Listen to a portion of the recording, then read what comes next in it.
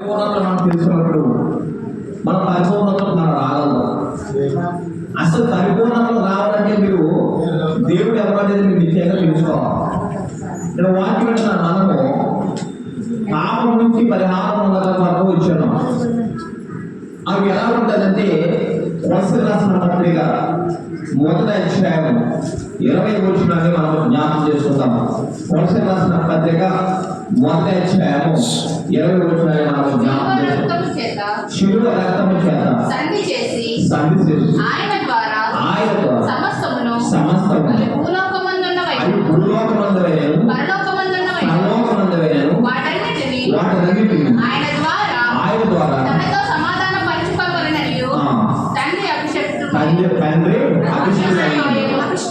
అభిష్టమైన అది వాటిని మనం జ్ఞాపకం చేసుకోవాలి. ఇప్పుడు మనము పరలోక ఆస్వాదాలైన భూలోక ఆస్వాదాలైన ఏ ఆస్వాదాలైనా కేవలము యేసుక్రీస్తు రక్తంలోనే పొందుకుంటామనే సత్యాన్ని జ్ఞాపకం చేసుకోవాలి. అది పరలోక సంబంధించిన ఆస్వాదాలైన భూలోక సంబంధించిన ఆస్వాదాలైన ఇహలోక ఆస్వాదాలైన ఏ ఆస్వాదమైనా యేసుక్రీస్తు రక్తము సంధించి ప్రతి పాపం నుంచి పరిహరిస్తుంది. ఈ సత్యము ప్రతి ఒక్కరు కూడా తెలుసుకోవాల్సిన వారైనా చాలా మంది జీవితాల్లో ఏమనుకుంటారంటే పాపము పరిహారం అనేది ఎలా జరుగుతుంది అంటే కనుక ఈ పాపమును ఒప్పుకోవడం ద్వారా జరుగుతుంది. ఈ పాపం అంటే ఏమిటో తెలియాలి. చాలా మందికి పాపం అంటే ఏదో తెలియదు.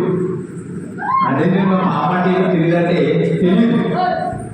ఏ పాపం కూడా ఎలా చెప్పేదిగా ఒక అక్షర పాపం అనుకుంటాము, లేకపోతే నరహత్య దొంగిలించడము అబద్ధాలు వ్యభిచారము పాపం అనుకుంటాము. కానీ యేసుక్రీస్తును సొంత రక్షణ అంగీకరించిన తర్వాత ఒక మనిషిని తిరగడం కూడా పాపమే, అబద్ధం ఆడటం పాపమే, మోసం చేయడం పాపమే. ఇంకా చెప్తే చూడండి, అనవసరమైన ధనాన్ని ప్రేమించడం కూడా పాపమే. అంటే మనకు కానీ ధనాన్ని ప్రేమించడము, మనకి భార్య ఉండగా ఒక భార్య ఇంకొక స్త్రీని చూడటము, లేదా మనకు భర్త ఉండగా ఒక భర్తను చూడటము పాపం అని దేవుని యొక్క గ్రంథము చెప్తుంది. అలాగే చూడలేదా అంటే